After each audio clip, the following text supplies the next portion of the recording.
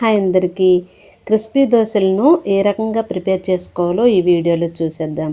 అందుకోసం ముందుగా దోశ బ్యాటర్ని తయారు చేసుకుందాం. 1 కప్పు మినపగుళ్ళకి 2 కప్పుల రైస్ని అయితే తీసుకోవాలి.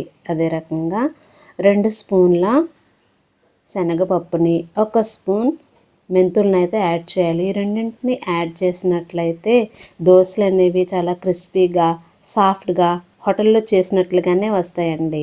ఇప్పుడు వీటన్నింటినీ వాటర్ పోసుకొని 2-3 సార్లు అయితే శుభ్రంగా కడుక్కోవాలి.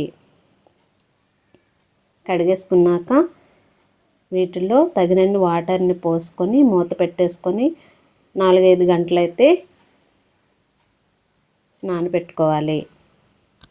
4-5 గంటల తర్వాత వీటన్నింటినీ గ్రైండర్లోకి అయితే వేసుకొని గ్రైండ్ చేసుకోవాలి. కొంతమంది అయితే దోశ రుబ్బు కోసం ఏం చేస్తారు, బియ్యాన్ని సపరేట్గా, మినపగుళ్ళని సపరేట్గా గ్రైండ్ చేస్తారు. కానీ అలా ఏం చేయనవసరం లేదండి. ఈ బ్యాటర్ని చేసేటప్పుడు కాస్త కూల్ వాటర్ని అయితే వేసుకోవాలి. చూసారా కన్సిస్టెన్సీ అనేది ఎంత సాఫ్ట్గా క్రీమీగా తయారైపోయిందో.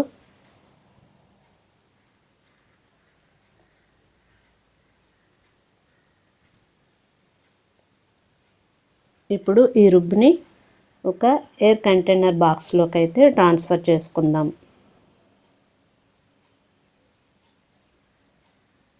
మొత్తం అంతటిని బాక్స్లోకి తీసుకున్నాక మూత పెట్టేసి 5-6 గంటలైతే ఫెర్మెంటేషన్కి వదిలేద్దాం.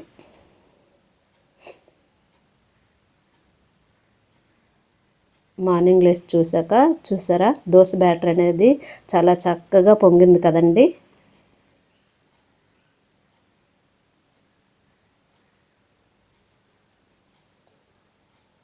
ఒకసారి మొత్తం అంతటిని కలుపుకొని మనకు కావలసినంత బ్యాటర్ని అయితే ఒక గిన్నెలోకి తీసుకోవాలి.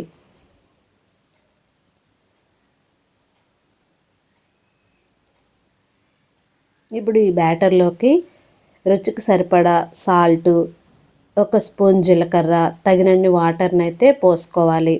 ఇక్కడ నేను జీలకర్రని ఎందుకు యాడ్ చేస్తున్నానంటే కొంతమందికి 2-3 దోశలు తినేసరికి కడుపు ఉబ్బరంగా అనిపిస్తుంది కదండి. అలా అనిపించకుండా తొందరగా జీర్ణం అవడానికైతే నేను ఇక్కడ జీలకర్రని యాడ్ చేస్తున్నాను. మీరు కూడా ఒకసారి ఇలాగా ట్రై చేయండి.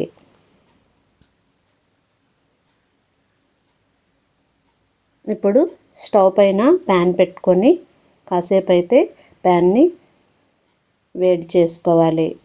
ఇప్పుడు బాగా వేడిగా ఉన్న ప్యాన్ పైన కొన్ని నీళ్ళని అయితే చిలకరించుకోవాలి. ఒకటి గుర్తుపెట్టుకోవాలండి, దోశ వేసేటప్పుడు మంటని సిమ్లో, దోశ వేసేసాక హై ఫ్లేమ్లో అయితే పెట్టుకోవాలి. ఇప్పుడు దోశనైతే ఒకటే సర్కిల్లో రౌండ్గా గరిటెని తిప్పుతూ వేసుకోవాలండి. అలా అయితే దోశ పర్ఫెక్ట్గా వస్తుంది.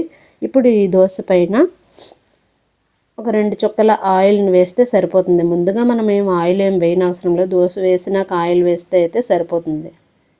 చూసారా దోశ అనేది మంచి గోల్డెన్ కలర్లో వచ్చింది కదండి. దీన్ని ఇప్పుడైతే మనం ప్లేట్లోకి తీసుకోవడమే. ఇదే రకంగా మిగతా దోశలన్నింటినీ కూడాను వేసుకోవాలి.